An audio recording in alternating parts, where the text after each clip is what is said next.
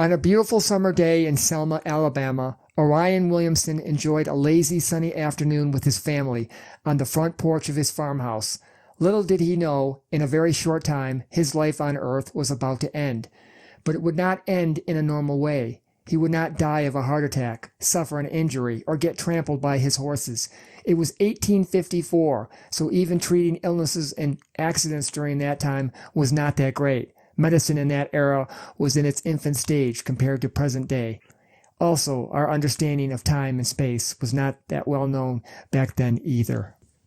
As the July sun moved across the sky and the shadows shifted, Orion left the porch so that he could move his horses into the shade. As he walked through the ankle-high grass, his neighbor, a moor wren, and his son happened to be passing by and were on the opposite side of the field when Orion's time on this earth or in this dimension ended. Orion waved to his neighbors and then vanished.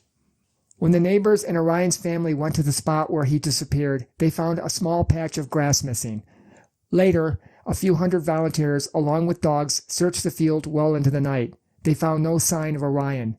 Days later, experts came to the site speculating the possibility that he fell into some kind of cave or sinkhole. When they dug at the spot where he vanished, they found nothing, only solid ground with a rocky foundation layered on top with a few feet of soil. 4 people witnessed the horror that day, Amor and his son, and Orion's wife and son. For the Williamson family, the terror would not simply end with his disappearance. For weeks after, they would hear Orion calling for help. Gradually, his calls for help would grow fainter until they would eventually stop. What did happen to Orion Williamson? There have been a few ideas on what happened to him. A more modern explanation is that aliens abducted him.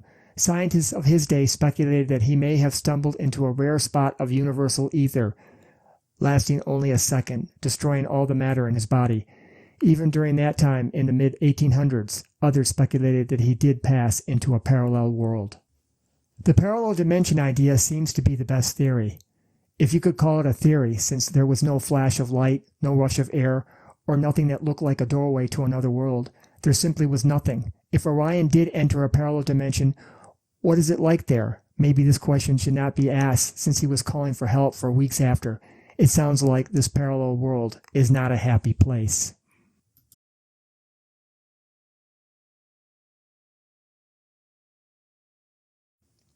The calling for help is not exactly unique in Orion's case.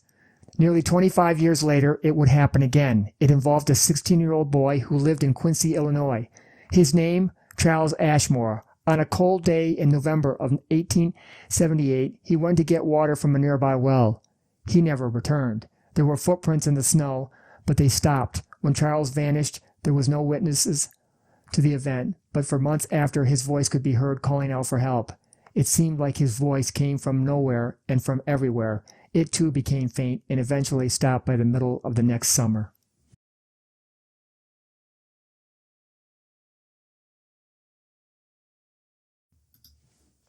People vanishing is not limited to the distant past, nor is it that rare. For example, in the 1970s, a professor at the University of Andes in Venezuela vanished on campus while getting into his car.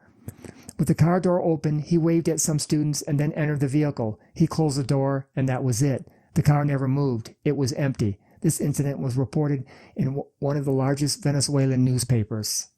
Another, even more recent disappearance occurred near the Ohio State University campus in 2006. Medical student Brian Schaefer was attending a local bar. It was the beginning of spring break, so many of the students began celebrating. It seems he entered the bar and then left sometime later. It was recorded on the bar's surveillance camera. Later, the footage showed him re-entering the bar near closing time, but no sign of him ever leaving. He simply vanished. The police could not find any foul play. In a bizarre twist, his girlfriend called his cell phone number months later, and it rang a couple of times. It did not go to voicemail. However, after contacting the phone company, they blamed it on a computer error. Are all of these disappearances related to parallel worlds, or is there something more sinister going on? One area where many have vanished has taken place in the woods, in state and national parks, and even in other secluded or wooded areas around the world. On the island of Sulawesi, Indonesia, people have vanished. Some have been found later dead, their bodies discovered in hard-to-reach locations far from where they vanished. Some have even lived through it and were found dazed and confused, also far from the point where they disappeared. The local people say that the abductors are being carried away by jinn, which are evil forest people. If this isn't weird enough, the locals say that to protect yourself, do not wear bright clothing, especially the color yellow.